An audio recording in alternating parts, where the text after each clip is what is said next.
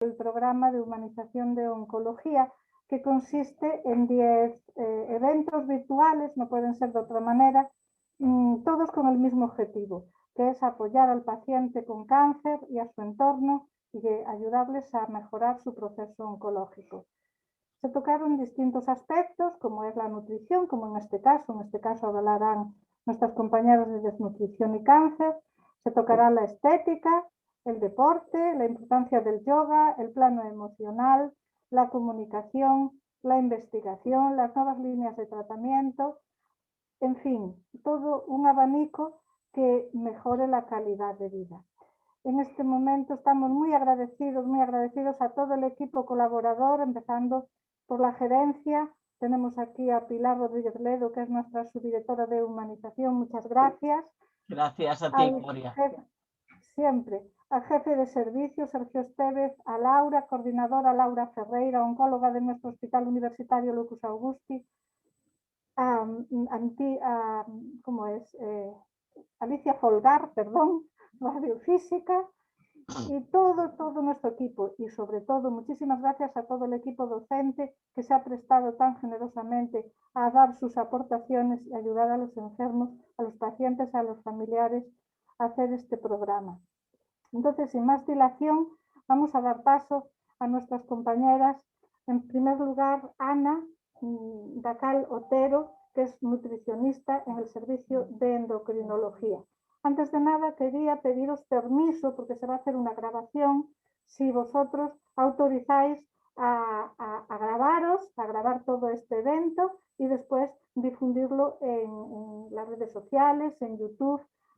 Si cuento con vuestra autorización. Si alguien pues no autoriza, por favor que lo exprese a través del mensaje escrito. Y bueno, pasamos a la webinar. Y muchas gracias, esperemos que cumplamos sus expectativas. Adelante, Ana.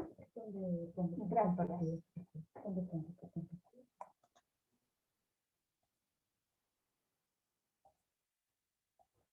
Ahí está, yo ahora me voy aquí. Mira.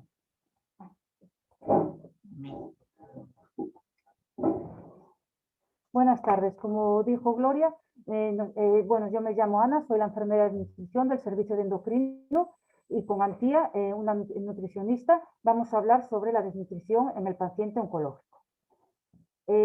Consta de el tema elegido consta de 4 bloques. Los 2 primeros los voy a dar yo, que es la desnutrición propiamente dicha y la intervención nutricional en el paciente oncológico. Después Antía os va a hablar sobre las recomendaciones nutricionales generales y específicas, más los mitos en nutrición. ¿Por qué hemos elegido este tema? Bueno, pues porque... No me da. No. No.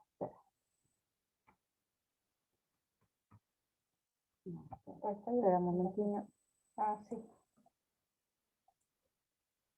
¿Por qué hemos elegido este tema? Bueno, perdona un momento. Mira, si le das a ver y pantalla total, se va a ver un poquito mejor. Ver al otro lado. Ver, archivo, edición, ver en el otro lado. En el otro. A ver, aquí. Arriba, más arriba. Archivo. La siguiente. Ver, pantalla total. Más abajo, ahí, completa, ahí. Ahí, perfecto. Ahí, perfecto. A ver, voy a comprobar si... Vale, pues ya está. Bueno, ¿por qué hemos elegido este tema? Bueno, pues porque la desnutrición es la alteración con mayor prevalencia en el paciente oncológico. Va a depender mucho el porcentaje del momento del diagnóstico y del tipo de tumor. Va a afectar tanto a la vida social como psíquica como física, por eso es importantísimo un diagnóstico precoz. Antes de nada, la definición de desnutrición. Bueno, pues es un tipo de malnutrición asociado a un déficit de nutrientes esenciales, tanto proteínas como calorías esenciales para el mantenimiento de nuestro organismo. Va a haber unos mecanismos que lo van a provocar, que son un escaso aporte energético de nutrientes, alteraciones en el metabolismo, en la digestión y absorción de nutrientes, y porque hay un aumento de los requerimientos. Las causas que van a desencadenar estos mecanismos, bueno, pues están relacionadas con el tumor, relacionadas con el paciente y con los tratamientos antineoplásicos. Relacionadas con el tumor, bueno, pues alteraciones del aparato digestivo a nivel funcional, a nivel mecánico, como es la serostomía, cuando tenemos déficit de saliva, cuando es la disgeusia, que tenemos mal sabor, detectamos de diferente manera lo que son los alimentos, los sabores de los alimentos, la disfagia, que tenemos dificultad para tragar tanto sólidos como líquidos, y después también existen las alteraciones metabólicas, tanto a nivel de lípidos como de hidratos de carbono, como de proteínas. Y existe la secreción de sustancias catequizantes. Causas relacionadas con el paciente. Bueno, pues a lo mejor no ha abandonado el hábito de tabaco y de alcohol, disminuye la ingesta, y después tanto en el momento del diagnóstico como a lo largo de todo el proceso va a haber alteraciones psicológicas. Bueno, pues va a haber momentos de estrés, momentos de angustia, de incertidumbre y de depresión. Las causas relacionadas con el tratamiento antineoplásico. Bueno, pues saber que el tratamiento oncológico es la cirugía, la radio, la quimio y las nuevas terapias.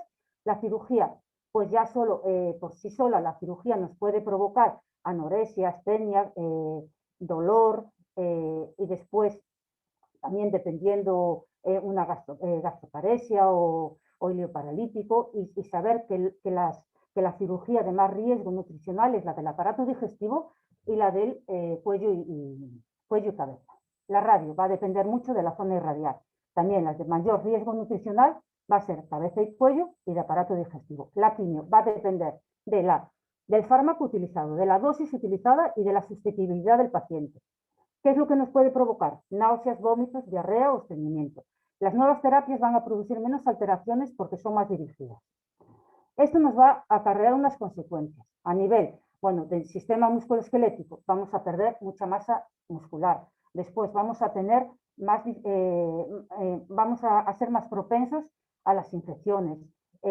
Para una intervención quirúrgica o para una mucositis, cuando tenemos inflamado todo lo que es la mucosa del aparato digestivo, tenemos aftas o úlceras en la boca, va a disminuir la cicatrización, va a curar mucho peor. Después también somos más propensos a tener úlceras por presión. Vamos a estar más tiempo sentados, más tiempo en la cama, y al no tener masa muscular va a repercutir mucho. Después, ¿qué pasa? También lo que es el tratamiento va a producir toxicidades.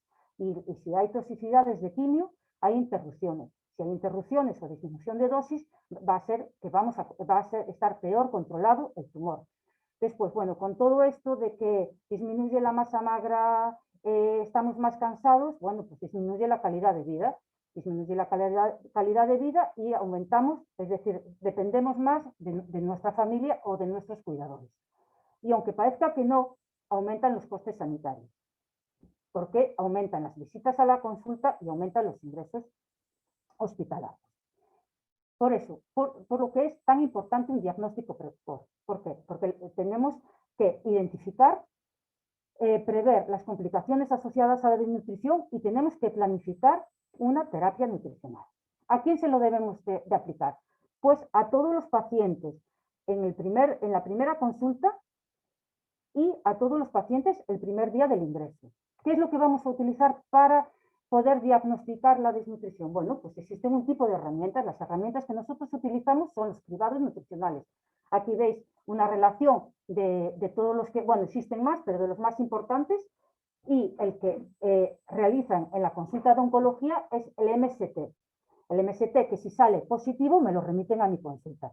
Y mis compañeras de oncohematología hacen el NRS 2002, y si sale mayor o igual a 3 es cuando interviene nutrición. ¿Cómo intervenimos? Pues hacemos un test de cribado nutricional. Este es el que hacen mis compañeras en oncología, que es un test de cribado nutricional que se llama valoración global subjetiva generada por el paciente. ¿Esto qué nos va a permitir? Pues nos va a permitir diferenciar al paciente, que si realmente está desnutrido, clasificarlo, cuantificarlo y si necesita un tratamiento nutricional.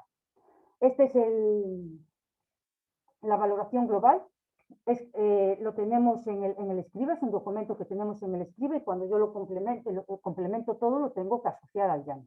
Bueno, para poderlo complementar tenemos que hacer una historia clínica, una exploración física, a saber unos valores antropométricos y unos marcadores bioquímicos. La historia clínica, bueno, pues la vamos es a través del Janus, a través del paciente en la consulta o a pie de cama. ¿Qué tenemos que saber? Bueno, pues los antecedentes personales. Si tiene alguna enfermedad crónica, alguna enfermedad en este momento aguda, el tratamiento que está domiciliario, crónico, la enfermedad oncológica, el tratamiento activo oncológico. Después, la encuesta dietética y actividad cotidiana del paciente. La encuesta, bueno, pues le preguntamos la ingesta en el último mes, la ingesta en la última semana, el recordatorio de las últimas 24 horas, cuántas comidas realiza al día, si hace algún resopón a media mañana y a media tarde, la textura, la cantidad, el aporte calórico proteico, si tiene alguna alteración, como puede ser anorexia, pérdida de apetito, disgeusia, como os dije antes, que es una alteración del gusto, serostomía, que tiene una dificultad porque no tiene casi saliva, el entulismo porque tiene pérdida de piezas dentarias, si tiene dificultad, una disfagia para tanto sólidos como líquidos, si le duele al tragar, si tiene náuseas, si tiene vómitos, cómo es su ritmo intestinal, si tiene diarrea, su hábito, si es estreñido, si tiene, bueno, esteatorrea es en pacientes determinados. Y después, importantísimo, si tiene alguien que le pueda preparar la comida o le pueda ir al supermercado, porque los días posquimio uno está muy cansado o normalmente si tiene náuseas, si tienen vómitos y lo que menos apetece es entrar en la cocina, preparar la comida o abrir la nevera, porque muchos pacientes acaban tomando sopa o galletas y leche. Y después también es importantísimo si pueden que hagan algún tipo de actividad física.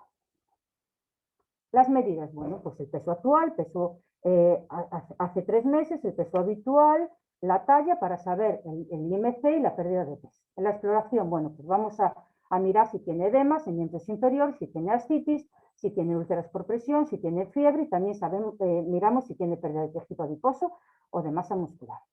Los parámetros nutricionales, bueno, también saber que nosotros nos guiamos mucho por las analíticas y miramos nuestras proteínas séricas, que es la albúmina, la prealbúmina y la proteína enlazante del retinol. Bueno, todo esto tenemos que clasificar, como os dije antes, es diferente una cirugía de cabeza y cuello y de aparato digestivo que de una mama, es diferente una quimio de un TASPE, que es de alto riesgo, y tenemos que clasificarlo, porque con todo esto nosotros vamos a ir rellenando.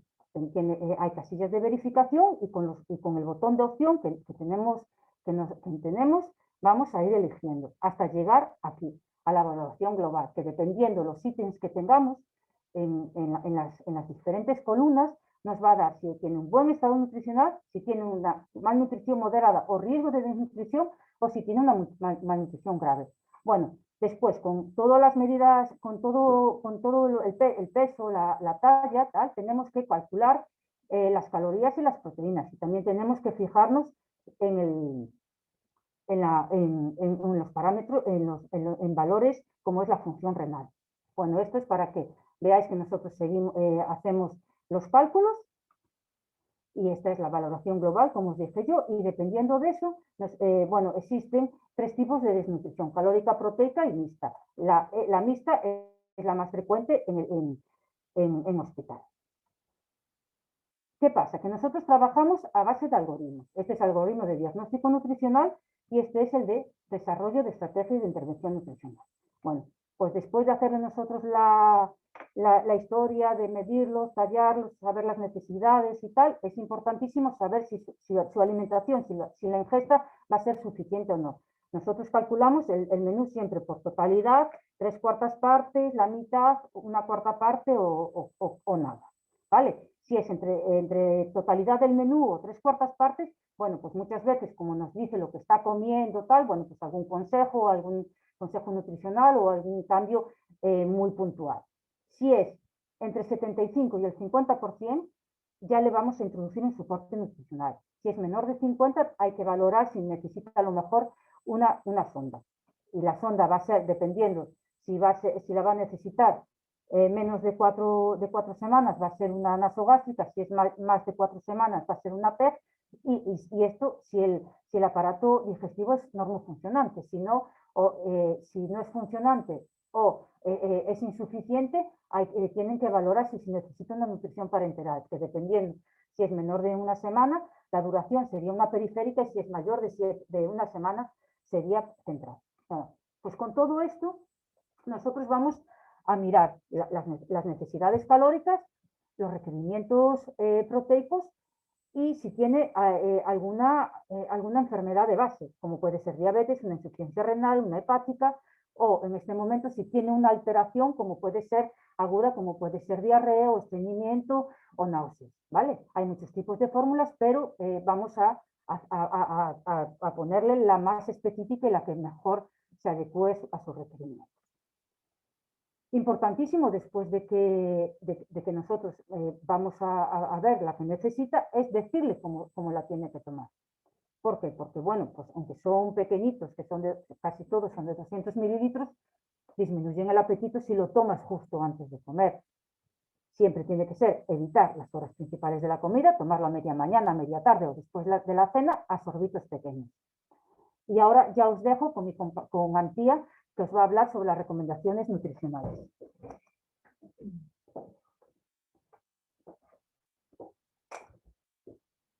Bueno, pois eu vou falar das recomendacións nutricionales. O importante cando hai un diagnóstico, máis que empezar a valorar, máis que valorar a composición corporal, é importante preguntarle ao paciente que está comendo ou como está comendo.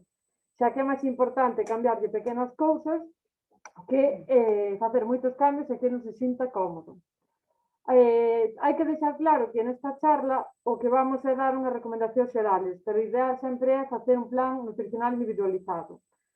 Que objetivos vamos ter nesta terapia? Mellorar, por suposto, a resposta ao tratamento, pero tamén ter unha sensación de benestar.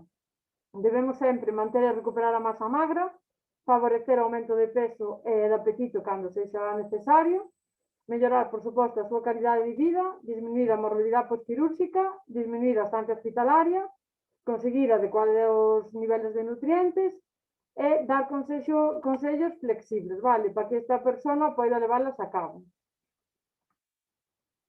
Antes de empezar, vou dicir uns datos que atopei facendo unha revisión bibliográfica. Está demostrado que a susceptibilidade xenética do cáncer supón só unha pequena proporción de todos os casos, que un bon estilo de vida é unha maneira efectiva de disminuir o riesgo desta patoloxía, que o sedentarismo e o aspecto nutricional é unha parte moi importante e que é recomendable, que vos dixen antes, deixar de lado os malos hábitos que obsesionarse cos vos. En moitos casos, cando lles diagnostican esta patoloxía, empezan a buscar, sobre todo en redes, en Google, a buscar pois como podo mellorar. Entón é importante recalcarles que é moi bon que empecen a deixar eses hábitos que non lles conveñen. Hai estudios que din que a fibra dietética presente de forma natural nos alimentos prevén algún tipo de cáncer como é o colorectal. Aproximadamente 2 de cada 100 tumores son atribuídos a carnes procesadas. Cando falo de carnes procesadas non falo do filete en sí, vale? Falamos de derivados cárnicos como pode ser un embutido. Importante recalcar que calquera dose de alcohol aumenta o risco de padecer cáncer, que unha alimentación saudable pode previr a alta proporción desta patoloxía e, por último, e non menos importante, decir que non hai ningún estudio fiable que relacione o consumo de aditivos, de alimentos que non sexan ecolóxicos, transgénicos, gluten, leite, auga do grifo, pesticida, trigo, lactosa, alimentos ionizados, esterilizados por radiación ou cociñado en microondas ca actual patoloxía que estamos a ver agora mesmo. Saquei uns datos do Fondo Mundial para a Investigación do Cancro, donde di que, por exemplo, as aflatoxinas, que son un tipo de fungos, aumentan o cáncer de fígado, que a presencia de arsénico en auga aumenta o risco de padecer cancro de pulmón, que suplementos con altas doses de betacarotenos aumentan o risco de padecer cancro de pulmón, pero en fumadores, e que as carnes procesadas, repito, refiero a derivados cárnicos, aumentan o risco de cancro colorectal. É moi importante destacar que un exceso de grasa corporal na idade adulta aumenta o risco de diferentes tipos de cancros, como pode ser adenocarcinoma de esófago, cancro de páncreas, fígado, colorectal, de endometrio, riñón, etc. É tamén importante destacar que se está a ver que cada vez hai máis consumo de bebidas con azúcar e que cada vez estamos máis tempo ante pantallas. Por lo tanto, isto aumenta o risco de padecer obesidade e isto conleva a un maior exceso de grasa corporal. Tamén volvo a repetir aquí o consumo de alcohol, xa que se relaciona con diferentes tipos de cancro, como é a boca, a farinxe e a larinxe, de esófago, de fígado, de colon rectal e de mama en mulleres na posmenopausia. Como conclusión a todos estes datos que vos estaba contando, o Fondo Mundial da Investigación dixo unha frase, escribiu unha frase que me gustaría que vos quedareis. Din que o noso estado nutricional, que inclúe todo o que comemos e bebemos, os activos que somos e a cantidad de grasa corporal que temos, influye vitalmente no risco de moitos tipos de cancro, tanto no adulto, pero tamén xa desde e antes do nacimiento. Por lo tanto, importante empezar cos nosos fillos ou coa xente máis pequena que temos na casa a inculcar esos bons hábitos para que despois sexa moito máis doado. Despois de todo isto, estaréis vos preguntando como podemos entonces mellorar o estado nutricional. Pois moi sinxelo, cunha alimentación saudable, que é aquela que nos vai aportar todos os nutrientes esenciales e a enerxía que necesitamos en cada momento da nosa vida. Que é importante ter en conta para levar unha alimentación saudable? A materia prima. É dicir, a elección dos nosos alimentos. Hai alimentos que son procesados que son sanos, pero hai alimentos como son os ultraprocesados que perden toda a súa calidade. Tamén é moi importante ter en conta as etiquetas, é dicir, que cando compramos un alimento, mirar etiquetas, xa que hai algún, como son alimentos ricos en azúcares ou en grasas malas, que non nos vai aportar nada. Son alimentos comestibles, pero non nos van a aportar ningún nutriente. É tamén importante ter en conta para levar unha alimentación sá as técnicas culinarias. Vapor, plancha, papillote, cocción e fervido son as mellores. Aquí mostro-vos o plato do bo comer, que supoño que moitos de vos o coñecedes, que é unha ferramenta moi útil para empregar con este tipo de xente para enseñarlle a comer de forma saudable. Quero dicir que isto é de forma xeral para todas as persoas, vale? Despois en cada paciente hai que individualizado, facelo de forma individual. Que quero dicir? Que ao mellor no momento dado interésanos que unha persoa desplace un pouco o consumo destas verduras, xa que non ten moita fame, entón temos que evitar que consuma menos fibra, e interésanos aumentar o consumo de proteína. Ou noutro caso, podenos interesar aumentar o consumo de hidratos de carbono. Isto vai depender un pouco do momento en que esteñamos coa persoa diante. Este plato que indica é que a nosa alimentación ten que basearse en vegetais, é que as proteínas que elixamos sexan de calidade. Estas proteínas son a carne, a peixe, ovo, legumes, lácteos e os hidratos de carbono que sexan integrais. Pero recalco que depende da persoa no momento que esteñamos. Hai casos en que a veces que os integrais non son os máis recomendados nese momento. Como recomendacións xerais, nos pacientes con tratamento, dícese de comer cando teña apetito. Olha, comer cando teña apetito non quere dicir que teña que comer obligatoriamente cada vez que teña un pouco de apetito. A veces é importante, depende tamén da persoa, que fagan unhas inxestas máis a miúdo, pero inxestas sanas, non que empeza a picotear o que dicíamos antes, alimentos superfluos, que é o que pasa en moitos casos. Empezan a picotear alimentos que o único que van a aportar é un placer no comelo, pero non lle van a aportar esos nutrientes que necesitan. Importante tamén que os días que non teñan apetito que se manteñan hidratados. Enriquecer platos, é dicir, añadir calorías e proteínas de calidade á dieta, por exemplo, nun puré. Engadir proteínas de calidade, como dixen anteriormente, son os lácteos, ovos, legumes, añadir salsa e caldos, e comer alimentos con pouca fibra, sobre todo en casos nos que se sacian moi rápido. E por último, puxen que é moi importante as estrictas normas de selección, higiene e manipulación de alimentos. Como supoño que xa saberedes, é importante lavarse as mans antes de manipular estes alimentos e así evitar que vayan xermes e lavalos ben. A seguinte táboa puxemos os tipos de cancros, os problemas que suele dar e as recomendacións que damos. Por exemplo, en casos de cabeza e cuello, suelen dar problemas na mastigación e deglución, sequidade bucal. Entón, nese caso, sería recomendable adaptar texturas e humedecer a boca a miúdo. En casos de estómago, en casos de tumor de estómago, hai saciedade precoz e suele haber acidez e tamén déficit de algún tipo de vitamina, como pode ser a B12 ou a D. Pois adaptar a dieta neses casos, vale? É ciclo de intestino delgado, colon erecto, páncreas, fígado e vesícula biliar. Pero, repito, ainda que dos persoas teñan o mesmo tipo de cancro, as recomendacións non deben ser as mesmas, xa que cada persoa é un mundo. Agora vou falar un pouco dos efectos colaterais ao tratamento, vale? Os efectos colaterais son a falta de apetito ou saciedade precoz, náuseas, vómitos, alteración do gusto e olfato, sequidade bucal, diarrea, estreñimiento, inflamación da mucosa ou dificultades para tragar, ben sexa sólidos ou líquidos. Xa vos estuvo dicindo un pouquinho a miña compañeira, pero vamos a entrar un pouquinho máis no tema. Por exemplo, se temos unha falta de apetito ou saciedade precoz, é importante o de facer tomas máis pequenas pero completo para evitar esa sensación de saciedade que solemos ter, beber líquido fora das comidas para non saciarnos, estimular o apetito. Como podemos estimular o apetito? Por exemplo, con zumos, con frutas ricas en auga. Debemos tomar un plato que este sexa enriquecido, por exemplo, nun puré, vamos ver moi pouca cantidade, pero sí que vai ser un plato rico, xa que podemos engadir, pois, aparte de algunha verdura, algún tipo de proteína, como pode ser ovo, legumbres, que van ser importantes nestes momentos. Tamén podemos facer batidos, donde é importante ter en conta sempre os lácteos, fruta, hidratos de carbonos e podemos meter tamén algún tipo de graxas, como poden ser os froitos secos. Isto vai depender da persoa que teñamos diante. É importante tamén neste tipo de persoas con falta de apetito e saciedade precoz evitar os olores desagradables. Recoméndase sempre que sexa outra persoa que cociña. En caso de náuseas e vómitos, o mesmo que na de falta de apetito, as comidas deben ser frecuentes e poucos abundantes. Os alimentos escollidos neste caso deben ser blandos e fríos. Podemos escoller algún tipo de zumo, algunha ensalada, sorbetes de froita, alimentos secos, os palitos de pan, tostadas, alimentos con pouca graxa, como carne blanca e pescado, e despois de comer é importante manterse incorporado para así facilitar a digestión.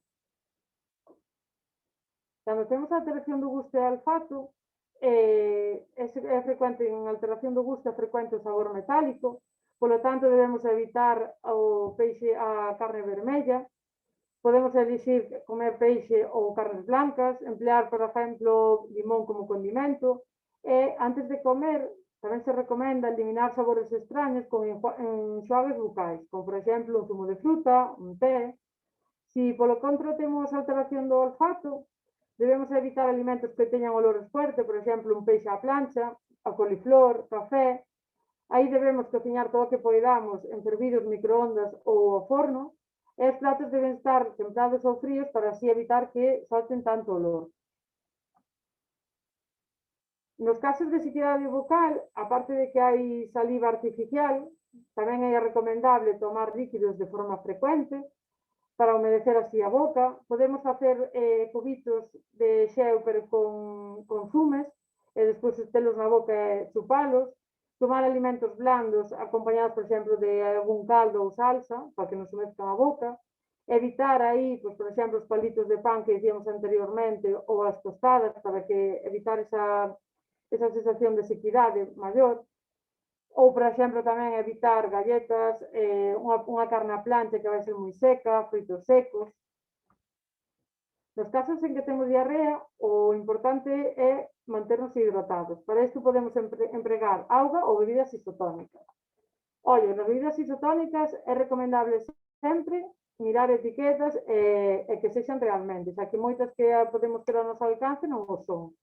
Tomar líquidos e alimentos a temperatura ambiente, que as tomas sexan frecuentes, vale, e de pequeno volumen, e empregar técnicas como poden ser vapor, fervidos, forno, plancha e papillotes. Nestes casos debemos evitar sempre os integrais, froitas con piel, verduras crudas, legumbres, froitos secos, graxas como pode ser aguacate, froitos secos, aceite. En caso dos lácteos, non me atrevo a dicir evitar lácteos, pero sí que probar a tolerancia, xa que a mellor a unha persoa lle sentan mal e outra persoa que as mesmas características lle sentan ben. Nos casos de estreñimiento, Importante dedicar todos os días uns minutos a sentarse tranquilamente no váter, xa que moitas veces o problema está aí, en que non dedicamos ese tempo ou no momento en que temos ganas non vamos e despois se complica. Beber abundante líquido, importante manterse hidratado e, polo tanto, as veces que se hidraten. Meter alimentos altos en fibra, que podemos elegir pues, froitos secos, froita con piel, verdura cruda, integrais, e evitar alimentos astringentes. Nos casos de inflamación de mucosa, temos moita molestia na boca, polo tanto, beber líquidos vai nos axudar. Tomar alimentos suaves, blandos e caldosos tamén nos vai facilitar esa patoloxía. Tomar alimentos a temperatura tibia ou fría, evitar os alimentos secos como poden ser tostadas, froitos secos que nos van quedar cachiños na boca e nos van facer máis feridas. Evitar tamén alimentos ácidos como pode ser, por exemplo, o limón. E mellor nestes casos é o alimento triturado, xa que así evitamos que nos quede restos na boca e que se fagan máis feridas. En caso de persoas con dificultades para tragar alimentos sólidos, é importante decirles que se manteñan sentados coa espalda recta, para que se centren en comer. Que a comida sexa espesa, suave e textura semisólida. Podemos engadir aí salsas ou leite. Enriquecer os purés, importante, sobre todo con alimentos proteicos, para evitar a pérdida de masa muscular. Evitar distraccións, xa que se encima de que temos unha dificultade para tragar nos distraemos, moito máis fácil nos vamos a, por exemplo, atragantar. Evitar a acumulación de comida nas mejillas. Evitar alimentos duros, como pode ser as tostadas, os palitos de pan, unha galleta. E evitar, por exemplo, os alimentos que se peguen ao paladar, como pode ser o pan de molde. Iso vai se nos pegar moito ao paladar, sobre todo se levamos paladar móvil. En caso de que teñamos dificultades para tragar alimentos líquidos, existen espesantes para espesar augas, zumos, caldos. É importante tamén aquí manterse sentado coa espalda recta, evitar tamén distraccións e evitar sempre tomar líquidos sin espesante. E mezclar texturas. Tamén é moi típico que esta xente diga, bueno, tomei sopa, ollo, porque vai mezclar a pasta co líquido. Evitar sempre esas texturas, ou o caldo, ou o arroz con leite, que tamén vai levar o leite líquido e o arroz. Importante non mezclar.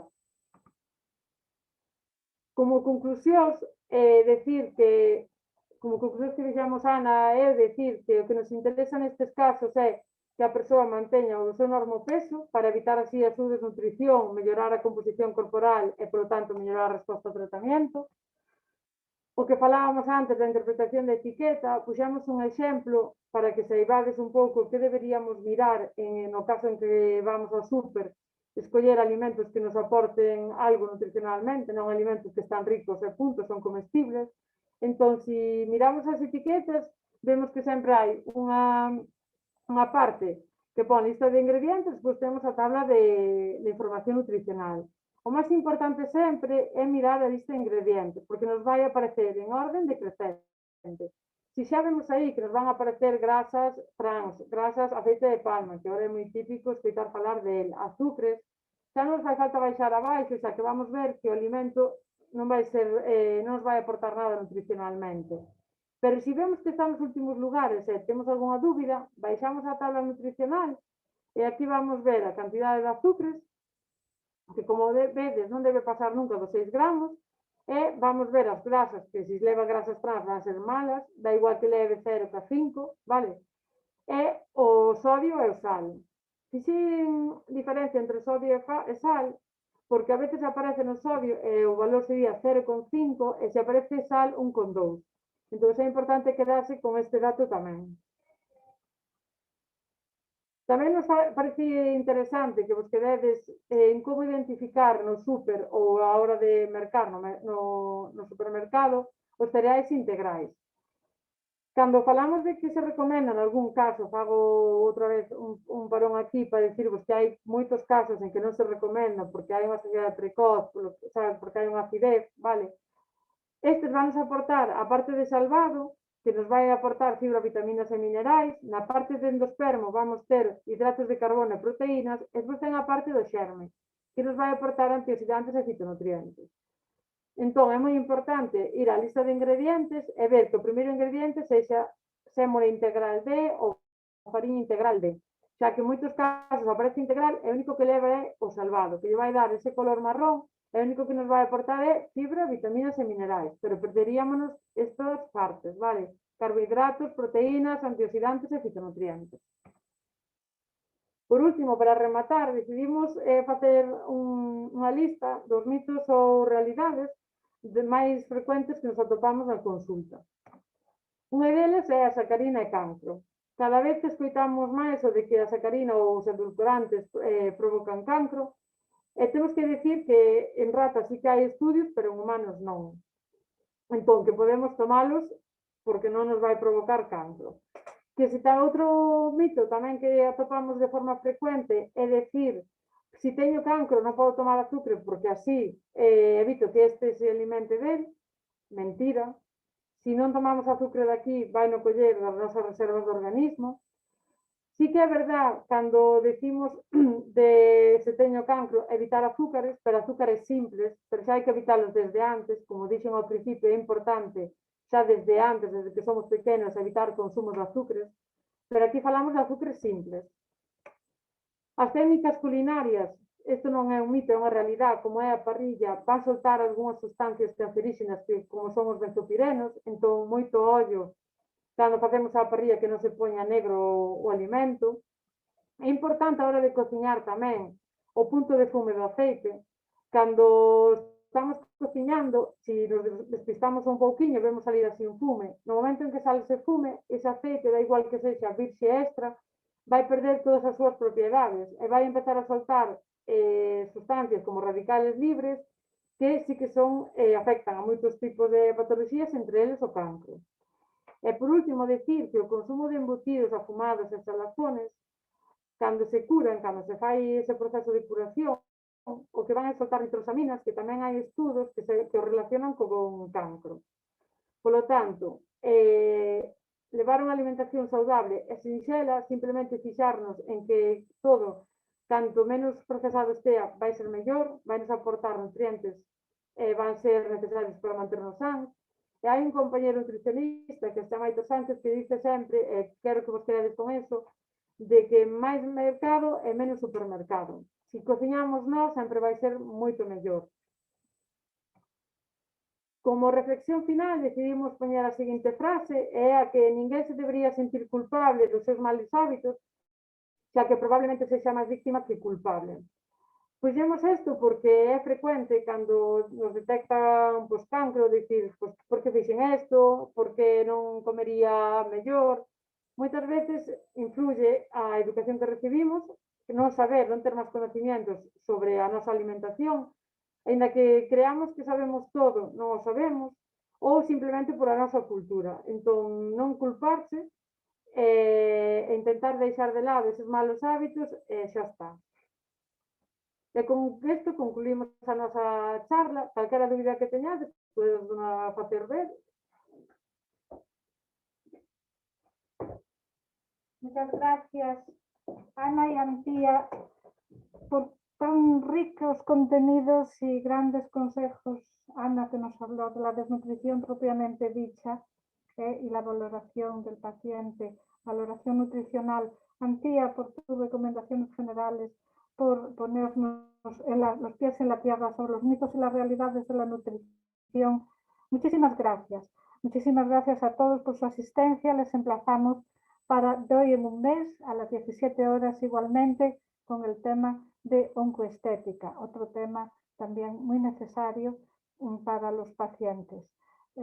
Sin más, nos despedimos hasta el próximo día. Muchas gracias por su atención. Buenas tardes. Muchas gracias a vosotros también. La exposición fue muy significativa en cuanto a la enfermedad y desde luego lo aclarasteis muchas cosas. Muy agradecida. Muchas gracias por sus palabras, Raquel. Pues bien, si desean hacer alguna pregunta aquí a los ponentes, hoy tenemos esa suerte de tener profesionales de primera línea entregados y muy preparados en el tema de nutrición. Si tienen alguna duda que quieran aclarar, Perdón, es el momento. vuelvo a ser Raquel. Era para preguntar, independientemente de lo que nos explicaron con respecto a la quimio, una vez pasada la quimio y que uno es operado, ¿se tiene en cuenta también efectos de nutrición, más o menos los consejos que nos acaban de dar? ¿O hay algunas pautas distintas? Una vez no superada, digamos que ya operada la enfermedad, desaparecido el cáncer, pero con tratamientos paulatinos. Yo estoy preguntando en concreto porque el de mi marido es un cáncer de vejiga que parece que está superado, aunque sigue con sus revisiones, pero ¿hay algo especial en cuanto a la alimentación? Si podéis ayudarme, os lo agradezco. Gracias. Mira, como había dicho mi compañera Antía, bueno, en el momento que uno supera lo que es el proceso y supera lo que son los tratamientos activos, tras una cirugía o tras la quimio, tras la radio, bueno, hay un lapsus de tiempo en que nosotros seguimos controlando desde la consulta si sigue ganando peso o si se ha vuelto a su peso habitual y las analíticas, porque nosotros nos fijamos mucho en lo que son los parámetros nutricionales y después en la entrevista, es decir, en la presencia del paciente, en la consulta y tal, nosotros le preguntamos cómo sigue comiendo. Yo te explico porque no sé si lo tuve yo o no a tu marido, pero bueno, después del No, tratamiento... en concreto no está atendido por nadie, vamos a ver, quiero decir, está atendido por los equipos de urología y de oncología, y luego tiene un primo endocrino y en algún caso le pregunta a él, pero porque es la especialidad, pero yo ahora, como estabais hablando en general, cuando es el tratamiento, quería preguntar un poco, digamos, después en el posoperatorio. Las recomendaciones posteriores, no es lo que dices tú. Las recomendaciones Efectivamente, posteriores a pasar el proceso, si hay alguna... a pasar el proceso agudo, el proceso en el que ya se ha operado, ya ha pasado o la quimio o la radio correspondiente y ahora ya, bueno, pues está con sus revisiones periódicas que normalmente van distanciando tanto el oncólogo como el urólogo y nosotros en el momento que ha recuperado peso, que nutricionalmente nuestros parámetros están correctamente, no tiene ningún déficit de ningún tipo, nosotros le damos el alta, el fin de seguimiento, pero siempre con una disponibilidad. Siempre dejamos, como es la consulta de nutrición de enfermería y médica, abierta. En cualquier momento, en cualquiera de las revisiones que precise, tanto que lleve el urólogo, el oncólogo y que detecte algo, nos lo vuelve a remitir. Después, los consejos, como decías tú, los consejos, bueno, como decía Antía, es una dieta equilibrada. La dieta, además que nosotros tenemos la suerte de tener la dieta mediterránea, es esa. Es decir, el plato ideal, lo que es que no, con las proporciones son más, en condiciones normales, más fruta, más verdura, y los hidratos y las proteínas en la misma proporción del plato, hay que dividirlo en tres, una mitad es de verduras y de frutas y la otra mitad, una cuarta parte es de hidratos, los farináceos, como señalaba Antía, la pasta, el arroz, la patata, las legumbres, y la otra, las proteínas. Todo tiene que estar, es decir, hay que comer de todo. Únicamente que tenga alguna restricción, como también había comentado yo, de que sea diabético, tenga una insuficiencia renal, o tenga una insuficiencia hepática, o que esté con alguna alteración, bueno, pues con una diarrea o tal, que ya estaría con una dieta sin centro así. Pero si no, lo importante es comer de todo, hacer dentro de sus posibilidades ejercicio, y después ya digo, es decir, tanto las consultas de urología como de oncología, si precisa en cualquier momento una consulta puntual o tal, nos lo remiten, ¿eh? Hola, hola, hola. Sí, muchas gracias. Muchas gracias. De nada. ¿Alguna duda más? ¿Alguna duda? Parece que no. No sé, a lo mejor no se me escucha nada. Sí, ¿alguna duda? Pues vemos que no. ¿Escuchan? ¿Se escucha? Sí, yo de nuevo os vuelvo a dar las gracias. Se escucha perfectamente. Vale, gracias a ti, Raquel. Que siga la mejoría. Sí. Bueno, pues Gracias. nos despedimos entonces hasta el próximo 25 de marzo con el tema de oncoestética. Muy buenas tardes. Buenas tardes, gracias.